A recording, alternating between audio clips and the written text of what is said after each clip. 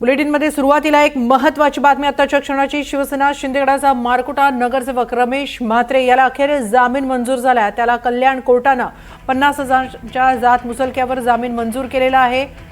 शिवसेना शिंदेगडाचा नगरसेवक रमेश म्हात्रे याला अखेर जामीन मंजूर झालेला आहे। डोंबिवलीतील रुग्णालयातील डॉक्टरांना मारहाण प्रकरणी त्याला अटक करण्यात आली होती आणि त्यानंतर आज कल्याण कोर्टात सुनावणी झाली। त्यावेळी त्याला जामीन मंजूर झालेला आहे। 50,000च्या जात मुचलक्यावर जामीन मंजूर करण्यात आलेला आहे। रमेश म्हात्रे यांना हॉस्पिटलमध्ये फोन करून बोलावून घेण्यात आलं होतं। ते स्वतःहून तिथं गेले नव्हते असा दावा त्याच्या वकिलांनी केला होता कल्याणमध्ये सुनावणी दरम्यान, आणि आता त्याला जामीन मंजूर झाला। पण याबाबत अधिक माहिती घेऊया आमचे प्रतिनिधी अमजद खान यांच्याकडून। अमजद, काय अधिक माहिती?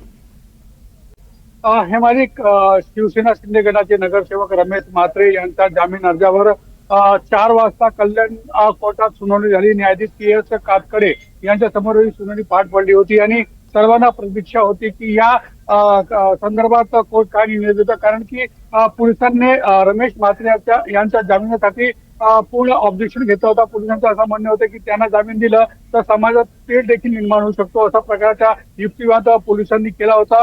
आणि बचाव पक्षाच्या वकिलांनी जे काय त्यांची भूमिका होती ते स्पष्ट केलं होतं। मेडिकल ग्राउंड त्यांनी मेडिकल ग्राउंड संदर्भात कोर्टासमोर आपली भूमिका मांडली होती आणि या दरम्यान जवळपास 20 मिनिटाचा युक्तिवाद रमेश म्हात्रे यांच्या वकिलांनी केलं होतं। त्यांच्या वय, त्यांचा आजार आणि या दिवशी घटना घडली ते गेले नव्हते, त्यांना बोलवण्यात आले होते आणि जे काही झालं ते दुर्दैवी आहे। त्यांना त्याच्या पक्षाचा पाय आणि त्यांच्या गुन्हा करण्यामागे काही उद्देश नव्हता।